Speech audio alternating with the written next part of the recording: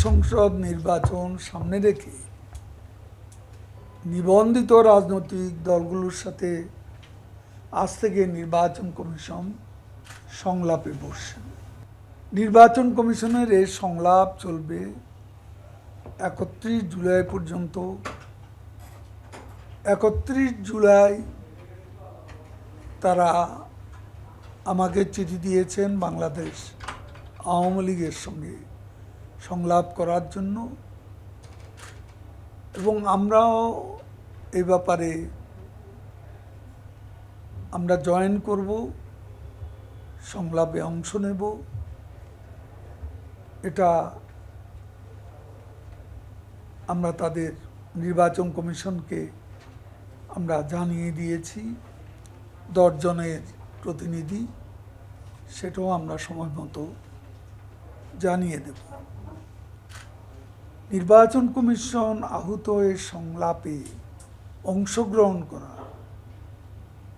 আমাদের সকলেরই দেশপ্রেমিক দায়িত্ব।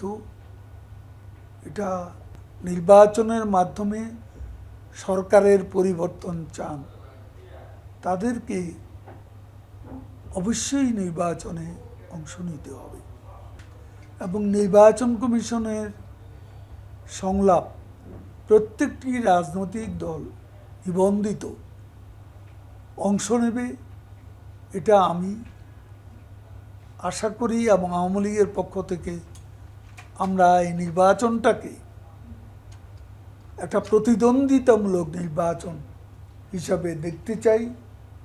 সে কারণে নিবন্ধিত সবার অংশগ্রহণে একটা অবাধ, নিরপেক্ষ, বিশ্বাসযোগ্য নির্বাচন অনুষ্ঠিত হবে, এটা আমরা আশা করি। নির্বাচন ব্যবস্থায় আরও উন্নতি হবে। প্রধানমন্ত্রী শেখ হাসিনা নির্বাচন ব্যবস্থা বাংলাদেশে ইতিমধ্যে অনেকটা উন্নতি করেছেন, এবং আমরা ভবিষ্যতে নির্বাচন ব্যবস্থা আরও আধুনিক, মানসম্মত করতে পারব। বর্তমান ব্যবস্থাও একটি সুষ্ঠু, অবাধ, নিরপেক্ষ নির্বাচন অনুষ্ঠানের অনুকূলে। বর্তমান সরকারের অধীনে নির্বাচন হবে, বিরোধী দলের কেউ কেউ বারবার একথা বলছে। নির্বাচন হবে নির্বাচন কমিশনের অধীনে। নির্বাচন কমিশন যদি নিরপেক্ষ হয়, তাহলে এখানে সরকার, যার কোনো সংশ্লিষ্টতা নেই, সরকার নির্বাচন কমিশনকে সহযোগিতা দেবে। কিন্তু নির্বাচন সংক্রান্ত সরকারের কোনো সংস্থা বা দপ্তর নির্বাচন চলাকালে সরকারের নির্দেশে চলবে না, চলবে নির্বাচন কমিশনের নির্দেশে। এবং এটা অনেক গণতান্ত্রিক। এদিক থেকে আমরা মনে করি বিরোধী দল যেটা ভয় পাচ্ছেন যে নির্বাচন সুষ্ঠু হবে না, নির্বাচন ক্রেডিবল হবে না, এবং এই আশঙ্কায় তারা আগেভাগেই নির্বাচনের বিরুদ্ধে কথা বলছেন। তারা ইভিএম নিয়ে সংলাপ হয়েছে, সেখানে বিএনপি সহ অনেকে উপস্থিত হননি। আমি আশা করি নির্বাচন কমিশন নির্বাচন সংক্রান্ত যে রাজনৈতিক সংলাপ আহ্বান করেছেন, সেখানে নিবন্ধিত দলগুলো অংশ নিয়ে তাদের দায়িত্বশীল ভূমিকা পালন করবেন। এটা শুধু সরকারের দায়িত্ব নয়। নির্বাচনে আওয়ামী লীগ প্রতিদ্বন্দ্বিতাহীন কোনো নির্বাচন আমরা চাই না। আমরা ফাঁকা মাঠে গোল দিতে চাই না।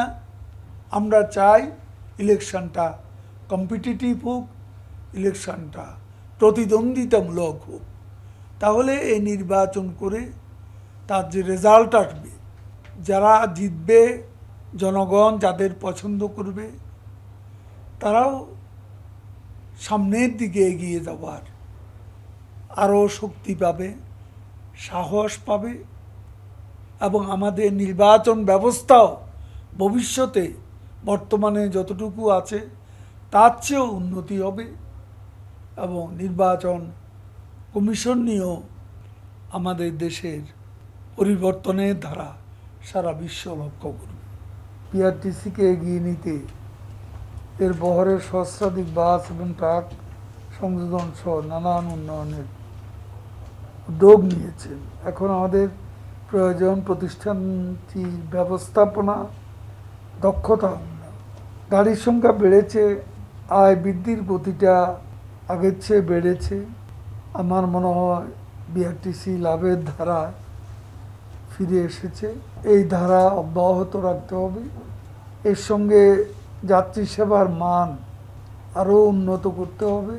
বিআরটিসির গাড়িতে এসি থাকলে এসিটা যাতে কাজ করে। অনেক সময় দেখা যায় যে বিআরটিসির গাড়িতে ফ্যান চলছে না, সিটের চালবাকল উঠে গেছে, তারপর জানালায় কাঁচ ভেঙে গেছে এবং বিআরটিসির গাড়ির বডিতে নানা রকমের পোস্টারের ছড়াছড়ি, এসব প্রায় চোখে পড়ে। ইদানিং অবশ্য এই বিআরটিসি আগের চেয়ে ভালো অবস্থায় দেখতে পাচ্ছি। সেবার মান উন্নত করলে সুনাম বাড়বে।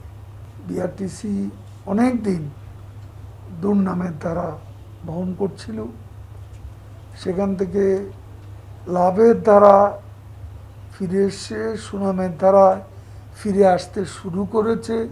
এটা আশার খবর। এই ধারাটা অব্যাহত রাখতে হবে এবং সেই জন্য একটা টিম ওয়ার্ক দরকার।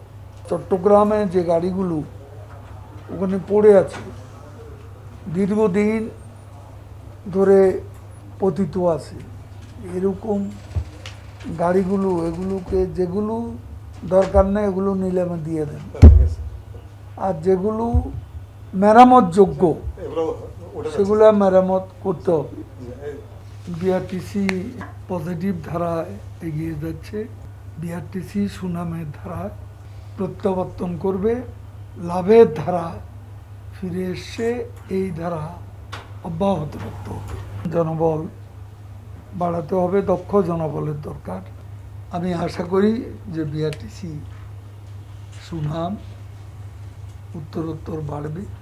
বিআরটিসি সারা দেশে যাত্রী সাধারণের আশা পূর্ণ করবে।